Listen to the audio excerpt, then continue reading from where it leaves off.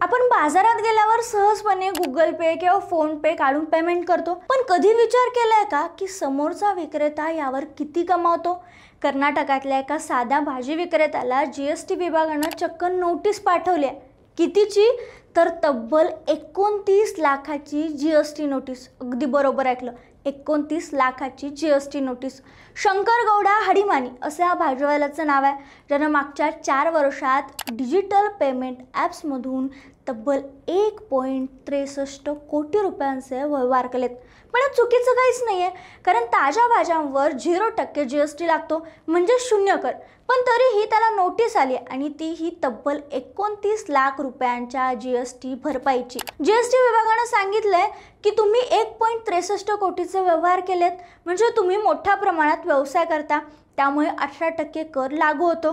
यावर शंकर गौडा म्हणतात की हे सगळं फक्त ताज्या भाज्यांचे व्यवहार आहेत. मी कुठलेही पॅकिंग, प्रोसेसिंग किंवा थेट विक्री केंद्र चालवत नाही.